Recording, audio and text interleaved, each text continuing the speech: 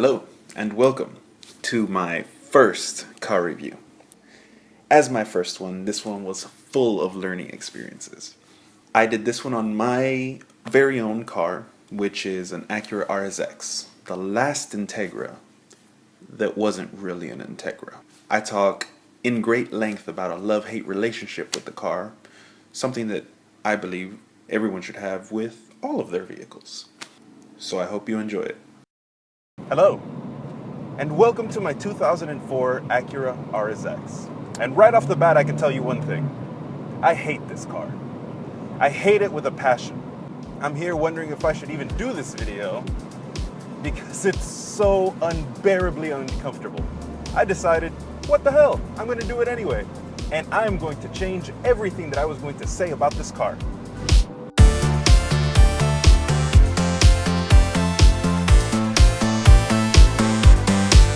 I'm driving, trying to make a video, and the AC keeps cutting off on me.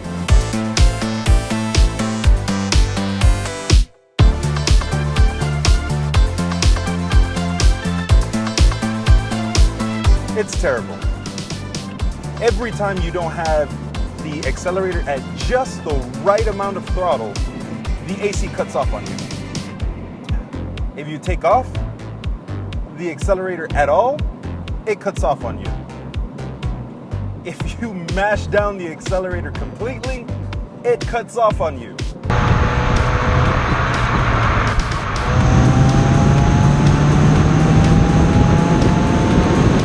Have you ever tried living in Houston heat without air conditioning in your vehicle? It is absolutely terrible. And I did it in this car for years. This was planned as me talking about how great the car was. Forget that plan. This car sucks. No, it doesn't suck. Not always, anyways.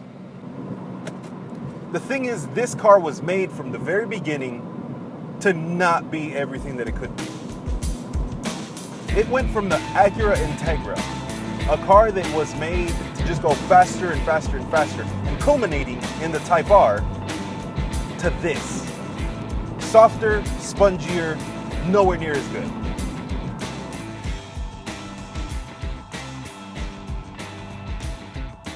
This one has a 160 horsepower naturally aspirated inline 4. You could also have gotten a 200 horsepower one in the Type S.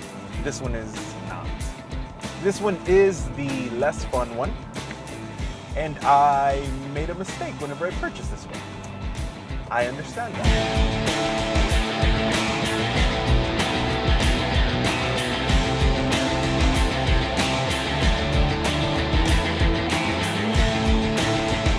The K20 became Honda's big block, and it was placed in all of their vehicles, which had some sort of sportiness to them, I guess you could say. Now I believe it's being phased out, but for the most part, whenever this engine was made, it was great. The thing about this one is that it doesn't have any kick, I guess you could say, whenever the VTEC engages. And that's just no fun at all. I mean, what's a VTEC engine without that kick? It's nothing.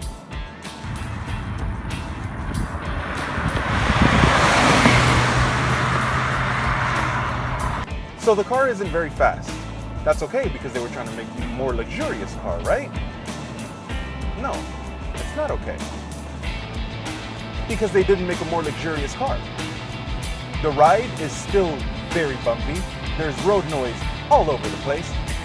At highway speeds, it's actually kind of difficult to have a conversation with someone who would be sitting in my passenger seat. I've tried it. It doesn't work very well. On dates, it kind of sucks. Thankfully, at least my AC worked at that time. The interior is not what you would call luxurious either, much less groundbreaking. The radio is archaic, and even for 2004, it should have been below Acura standards. The sound it makes isn't clear at higher volumes, and because of the awful road noise, higher volume is the only appropriate level. There was no auxiliary input, so the only available inputs were AM, FM, and single CD player. But because of the, albeit clever, placement of the antenna in the rear windshield, AM stations were nothing more than static. And worse, the CD player only worked when it wanted to. So all we were left was with Morgan and Mindy in the morning, or Donald Douche and the Terrible Trio on FM stations. The materials, while not the most luxurious, have withstood the test of time, mostly, excluding the steering wheel at 10 and 2 and the seat cushion in the driver's position. Actually, whenever they made the interior, one of the things that I do notice is that they very much made it driver-centric. All the instruments are pointed right at me, and actually in sacrifice to the passenger. I have nice switches over here that feel pretty good, actually. Controls from a sunroof. The instruments, actually, everything looks pretty good. You can see that the tachometer is actually the same size as the speedometer, which is better than having the speedometer right in the middle. Any car that has the speedometer right in the middle and the tachometer off to the side and smaller is not a driver's car. Remember that.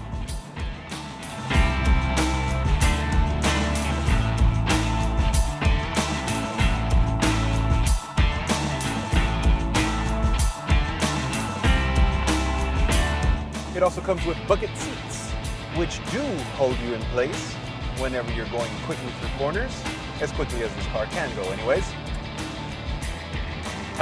Those are nice for maybe about half an hour. After that, you want to get out as quickly as possible because they get terribly uncomfortable. Oh, red light again. Goodbye, air conditioning. See you in a bit. The RSX came about at a time when Honda wanted Acura to be known for its brand name, instead of its model's heritage. As such, the Integra no longer flowed with the brand strategy. The Integra became the RSX, the Legend became the RL, the Vigor became the TL, and the Japanese domestic market Accord became the TSX. But to this day, Acura has not succeeded in taking a sizable market share from the German Big Three.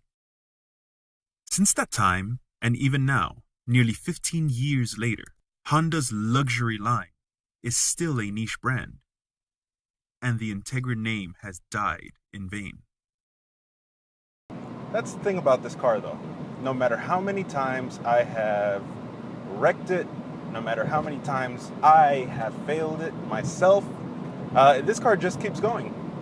Not a single time has it ever left me stranded. It always gives you warnings right before something's gonna go wrong. And because of that, I've come to love it. It does make me miserable sometimes. Many times, I want to get rid of it. Or I want to go to something else. But damn it if I can ever let go of this car. But the car wasn't always slow. The car was even introduced into British Touring Car Championship racing by Team Dynamics in 2005, piloted by touring car legend Matt Neal. And there it continued to serve various driving teams until 2011, where it was retired, placing 7th overall, an impressive feat for a 6-year-old car. And that's what this car is. It's lovable. It's a lovable machine. Even if it does make me miserable sometimes. Yes, what we have here is the end of the sporty Hondas wearing Acura badges. No, wait! They're making the NSX now. Oh.